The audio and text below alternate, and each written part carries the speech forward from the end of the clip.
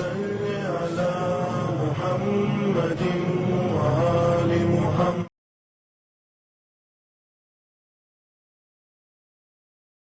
اعوذ باللہ من الشیطان الرجیم. بسم اللہ الرحمن الرحیم. اللہم صل علی محمد وآل محمد وعجل فرجہم.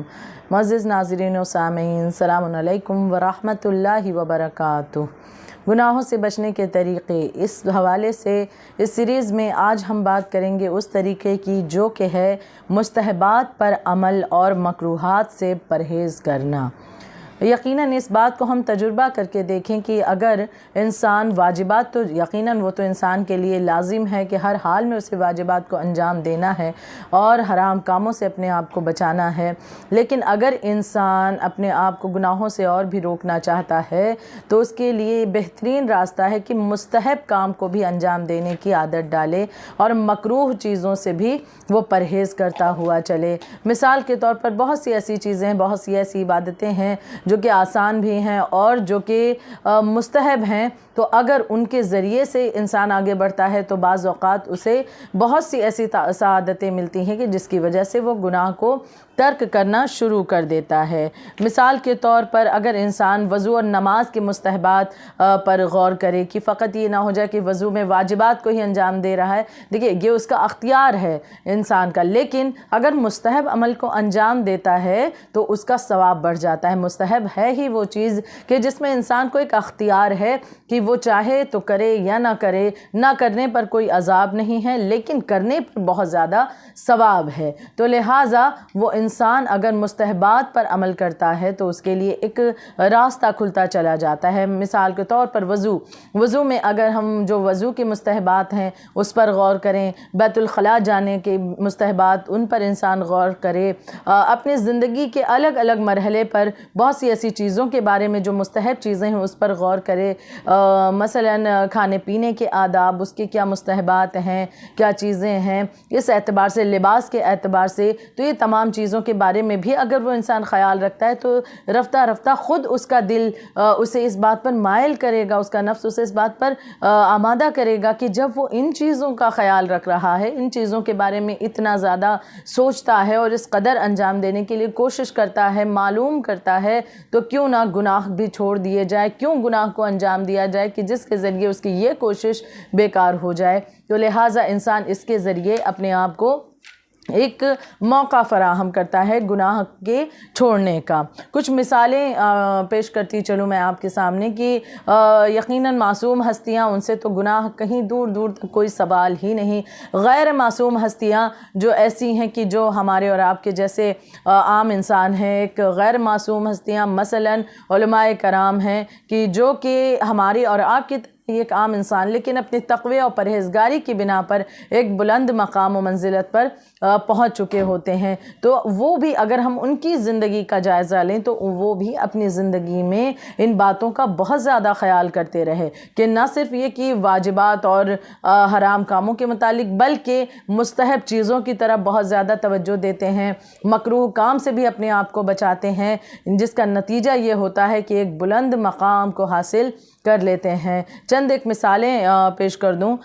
رضی الدین ابن طاؤس، ان کے بارے میں ایک مثال یہ ہے کہ کسی بھی ایسی غذا کو یہ نہیں کھایا کرتے تھے جس پر اللہ کا نام نہ لیا گیا ہو. ہر نوالے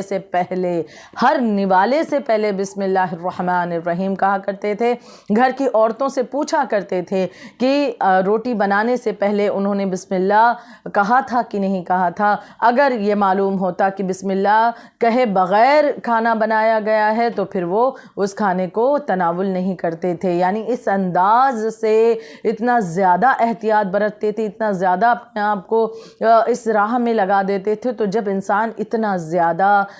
جو ہے دین اور شریعت کے اعتبار سے سوچتا ہے اور چلتا ہے تو یقیناً پھر گناہ کا وہاں پر کہیں دور دور تک کوئی گزر نہیں ہوتا. امام خمینی کے بارے میں پایا جاتا ہے کہ امام خمینی کے عزیز فرماتے ہیں کہ ایک دن امام خمینی نے فرمایا کہ یہ بچھا ہوا فرش یہاں پر اسے اٹھا لو کیونکہ اس پہ حیوانات کی تصویر بنی بانی ہوئی ہے اور ایسے مقام پر نماز پڑھنا مکروہ ہے، یعنی مکروہ چیزوں سے بھی اپنے آپ کو بچا کر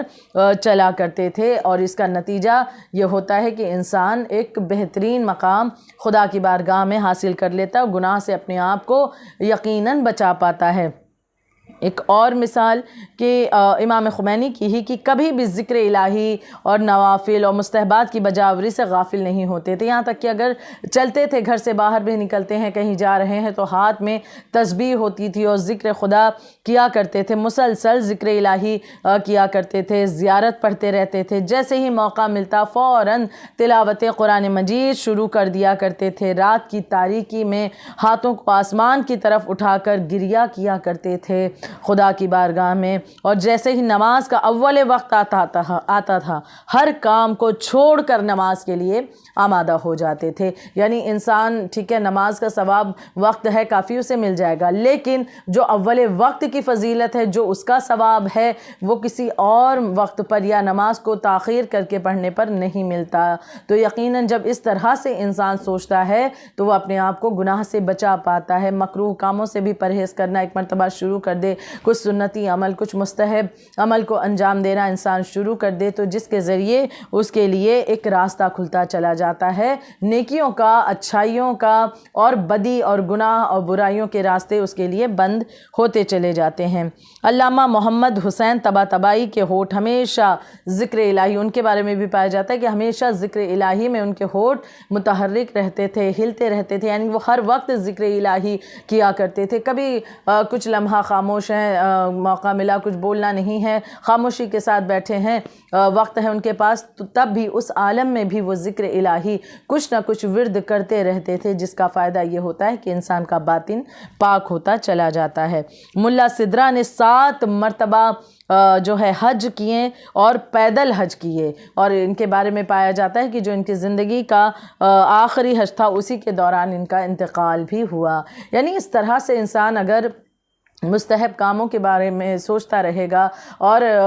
وہ مکروہ کاموں سے بھی اپنے آپ کو بچا کر چلے گا، تو اس کے دل میں ایک جذبہ پیدا ہوگا، ایک چاہت پیدا ہوگی کہ جب ہم ان چیزوں کا اس انداز سے خیال رکھ رہے ہیں تو وہ ایک بڑا مسئلہ کہ گناہ سے جو ہم اپنے آپ کو نہیں بچاتے تو ہمیں کیوں کر اس معاملے میں بھی قدم اٹھانا نہیں چاہیے کیا؟ یقیناً اس معاملے میں ہمیں اقدام کرنا ہے کہ جب ہم ان باتوں کا خیال کریں گے تو ہمارے لیے، ہمارے دل میں ان چیزوں کے لیے بھی یقیناً ایک جگہ پیدا ہوگی، اور پھر انسان اپنے آپ کو ایک بہتر مقام تک پہنچا سکے گا۔ لہٰذا اس کے ذریعے بھی انسان اپنے آپ کو، اپنے